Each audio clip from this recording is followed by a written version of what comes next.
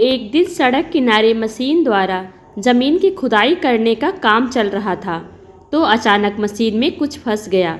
देखा तो वह एक सफ़ेद रंग की कार थी जिसका सिर्फ ढांचा ही रह गया था। राकेश ने कार रोकी और उतरकर सलोनी के घर का दरवाज़ा खटखटाया। सलोनी ने दरवाज़ा खोलते ही कहा, नमस्ते जीजा जी। नमस्ते, राकेश ने आंगन में घुसते हुए कहा। क्या हाल है सलोनी? बस आपका ही ख्याल दिल में है, मुस्कुराते हुए सलोनी ने कहा। कमरे में आकर एक कुर्सी पर बैठते हुए राकेश ने पूछा, मामी जी दिखाई नहीं दे रही, कहीं गई हैं क्या? कल पास के एक गांव में गई थी, वे 1 घंटे में आ जाएंगी। कुछ देर पहले माँ का फ़ोन आया था। आप बैठो, तब तक मैं आपके लिए चाय बना देती हूँ। राजन तो स्कूल गया होगा। हाँ, वह भी 2 बजे तक आ जाएगा, कहते हुए सलोनी जाने लगी। सुनो सलोनी। हाँ कहो, सलोनी ने राकेश की तरफ देखते हुए कहा। राकेश ने उठकर सलोनी को अपने बाहों में भरकर चूम लिया। सलोनी ने कोई विरोध नहीं किया। कुछ देर बाद वह रसोई में चाय बनाने चली गई। राकेश खुशी के मारे कुर्सी पर बैठ गया। राकेश की उम्र 35 साल थी। सांवला रंग, तीखे नैन नक्श। वह यमुनानगर में अपने परिवार के साथ रहता था। उसके परिवार में पत्नी बबीता, 2 बेटे, 8 साल राजू और 5 साल का दीपू। राकेश प्रॉपर्टी डीलर था। सलोनी बबीता के दूर के रिश्ते के मामा की बेटी थी। वह जगतपुरा गांव में रहती थी। उसके पिताजी की 2 साल पहले खेत में सांप के काटने से मौत हो गई थी। परिवार में माँ और छोटा भाई राजन थे। राजन 10वीं में पढ़ रहा था। गांव में उनकी ज़मीन थी। फसल से ठीक ठाक गुजारा हो रहा था। सलोनी को पता भी ना चला कि कब राकेश उसके प्रति खिंच गया था। एक दिन तो राकेश ने उससे कह दिया था, सलोनी तुम बहुत खूबसूरत हो। तुम्हारी आंखें देखकर मुझे नशा हो जाता है। दिल करता है कि हर समय तुम्हें अपने साथ रखूं। मुझे अपने साथ रखोगे तो बबीता दीदी को कब टाइम दोगे? उसे तो कई साल से टाइम दे रहा हूँ। तुम मेरी ज़िंदगी में देर से आई हो। अगर पहले आती तो अपना बना लेता। बहुत अच्छे सपने देखते हो आप। मैं इस सपने को सच करना चाहता हूँ। कैसे, यही तो समझ में नहीं आ रहा है। अभी इसके बाद सलोनी भी राकेश की ओर खिंचती चली गई। वह देखती थी कि राकेश की बहुत बड़ी कोठियाँ हैं, 2 कारें हैं, धन दौलत की कमी नहीं है। बबीता तो सीधी सादी है। वह घर में ही रहना ज़्यादा पसंद करती है।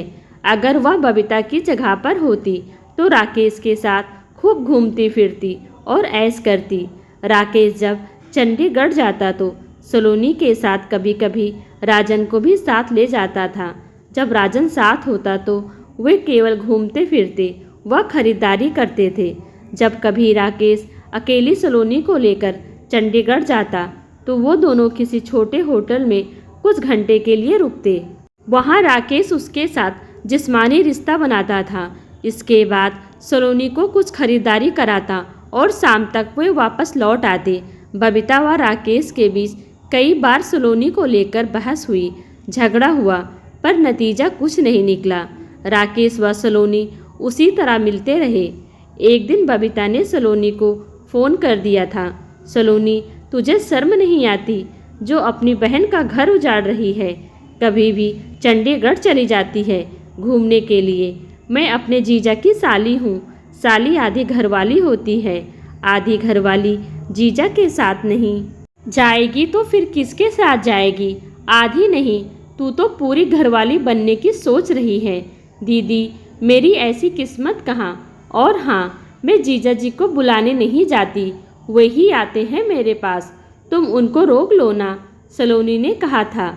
सलोनी की माँ भी यह सब जानती थी, पर वे मना नहीं करती थी क्योंकि राकेश सलोनी पर खूब रुपए खर्च कर रहा था।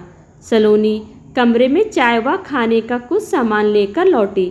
चाय पीते हुए राकेश ने कहा, चंडीगढ़ जा रहा हूँ, एक पार्टी से बात करनी है।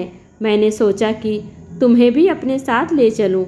आपने फ़ोन भी नहीं किया अपने आने का। मैंने सोचा था कि आज फ़ोन ना करके तुम्हें सरप्राइज़ दूंगा, तो मिल गया ना सरप्राइज़। माँ भी नहीं है। सूना घर छोड़कर मैं कैसे जाऊंगी? कोई बात नहीं, मैं मामी जी के आने का इंतज़ार कर लेता हूँ। मुझे कौन सी जल्दी है? तुम जरा मामी जी को फ़ोन मिलाओ। सलोनी ने फ़ोन मिलाया। घंटी तो जाती रही पर कोई जवाब नहीं मिला। पता नहीं माँ फ़ोन क्यों नहीं उठा रही हैं। सलोनी ने कहा, कोई बात नहीं, मैं थोड़ी देर बाद चला जाऊंगा। अब चंडीगढ़ तुम्हारे बिना जाने का मन नहीं करता। अगर तुम आज ना जा पाई तो 2 दिन बाद चलेंगे, राकेश ने सलोनी की ओर देखते हुए कहा। कुछ देर बाद सलोनी की माँ आ गई। वे राकेश को देखकर बहुत खुश हुई और बोली, और क्या हाल है बेटा? बच्चे कैसे हैं? बबीता कैसी है? कभी उसे भी साथ ले आया करो। वह तो कहीं आना जाना ही पसंद नहीं करती मामी जी। पता नहीं कैसी आदत है बबीता की, कहकर मामी ने मुंह बिचकाया। मामी जी, मैं चंडीगढ़ जा रहा हूँ। सलोनी को भी साथ ले जा रहा हूँ। ठीक है बेटा, शाम को जल्दी आ जाना। सलोनी तुम्हारी बहुत तारीफ करती है कि मेरे जीजा जी बहुत अच्छे हैं, वे मेरा बहुत ध्यान रखते हैं।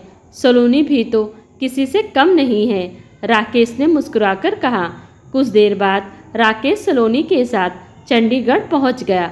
एक होटल में कुछ घंटे मस्ती करने के बाद वे रोज़ गार्डन और उसके बाद झील पहुंच गए।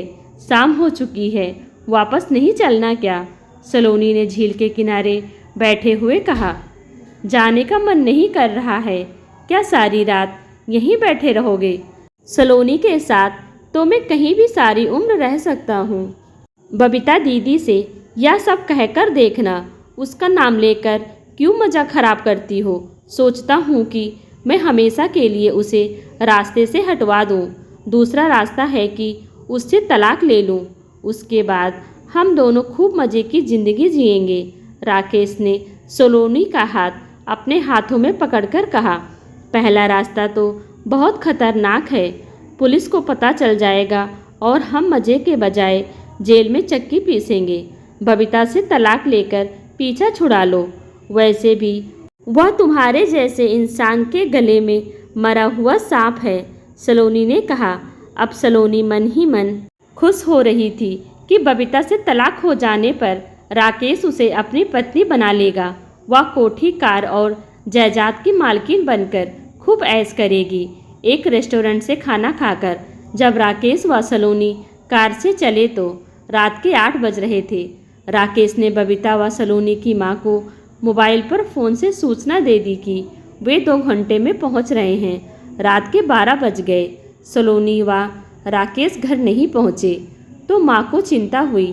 मां ने सलोनी के मोबाइल नंबर पर फ़ोन मिलाया। फ़ोन पहुंच से बाहर है, सुनाई दिया।